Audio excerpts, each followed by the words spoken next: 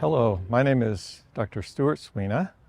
I would like to share today about the importance of trust in our lives today. The text that kind of goes along with this is Proverbs chapter 3, verses 5 and 6. Most of you probably know these two verses. It's, trust in the Lord with all your heart, and all your ways acknowledge Him, and He will direct your paths or your ways.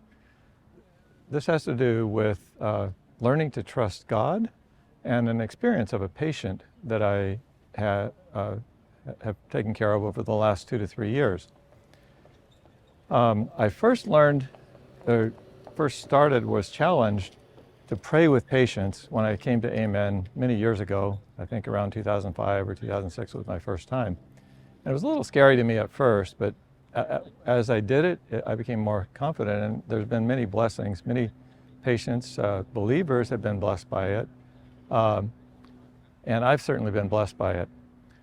I would like to tell you about a patient who has learned about trusting in God. He was actually an atheist when I met him. He came to my practice about 2 to 3 years ago with his wife to establish for care.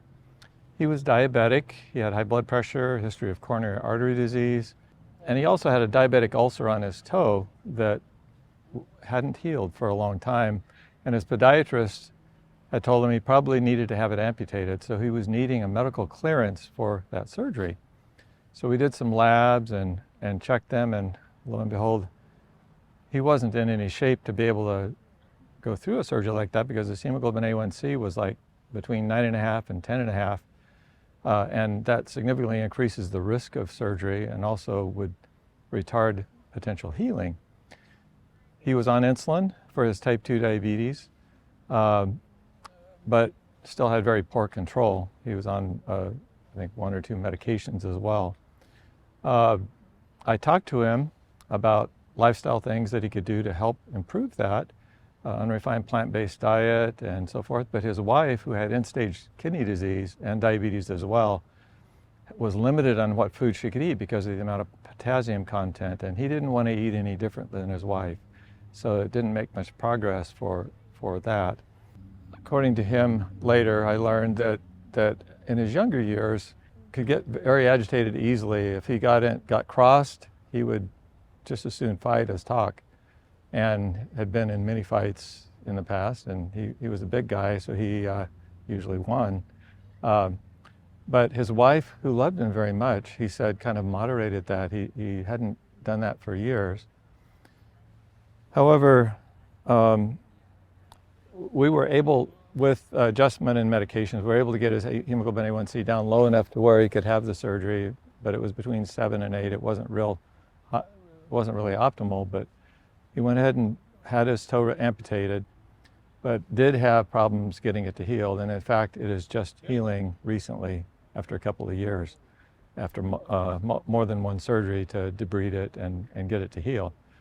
I was taking the spiritual history. His first visit, though, is when I learned he was atheist. It was when I offered to pray with him. He declined, and he went on to volunteer that the reason he didn't believe in God was because of all the injustices he had seen in the world and in the church, and people who were believers. And he said, if God is like that, I don't want to believe in Him. And I reassured him that I didn't believe in a God like that either, and kind of left it at that. And so time went by. Meanwhile, his diabetes control was worse again, and he started having deterioration of his kidney disease, his kidney function as well. And last February or March, his wife actually died. This was devastating to him. When I got a call from the coroner and that they were asking me to sign the death certificate, I hadn't seen him in a while. He had had an emergency room visit recently. And so putting 2 and 2 together, I gave him the information we needed to finish out the death certificate. But I called him up and knew that he would likely be grieving quite heavily, depressed, which he was, and invited him to come back in and see if there was anything we could do to help him with that. He also, though, was having needed improvement or adjustments to get his diabetes back under control as well. During that appointment, actually originally when I saw him, I had prayed silently several times that how can I reach this gentleman who doesn't believe in God? He really needs to know how to trust in God. He was trusting in himself, not in God for everything he did. And that's probably one of the reasons he would get in fights. He had a strong sense of justice and didn't appreciate injustices, but would take it into his own hands when that would happen. So after his wife died, when I was seeing him and talking to him, spending time reviewing how he was doing, at the end of the visit, I again asked him if he would mind if I prayed with him. And he agreed to it at that point, which kind of amazed me, and I was able to pray. And then he actually accepted a book that I had, a sharing book, titled Finding Peace Within, which includes Steps to Christ plus some other information in the book. He said he would read it. I saw him back in a couple of weeks, and he seemed like a different man. He said that my family has really noticed a change in me. I'm not sure why, but there's been a change. He had been reading the book, and he had took it to heart. He really enjoyed it. A little bit later, at that point though, his kidney function had deteriorated to the point where his GFR was down to about 30 milliliters per minute. And of course, normal's around 100. And he had gone down over the last year or so significantly. His blood pressure was not controlled. I talked to him again about the lifestyle changes that we had originally presented to him at the beginning, and he agreed to go ahead and implement that.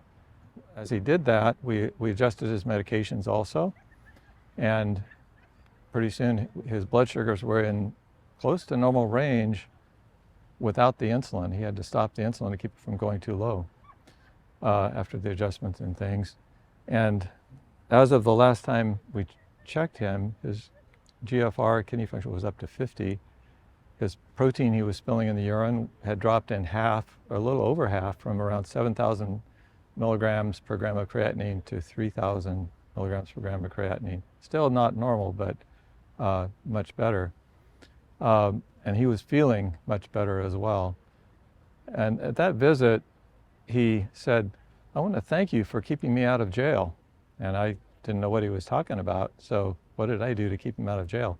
So I had him tell me a little more, and basically what had happened, someone had said something bad about his ex-wife, and he got upset about it, and his family said, don't go talk to him, because they were afraid of what he would do because of what he had done in the past. But he insisted on going, and he talked firmly with this other person, but didn't fight. He said, "I don't know why, but I didn't fight." So he didn't realize it, but he had started putting trust in God, I believe, and that was the transforming power in his life, and the healing power also to change him. He's a work in progress, but so are you and me. We all, I believe, need to learn to trust God more fully in all our ways, to acknowledge Him, and He will direct our paths.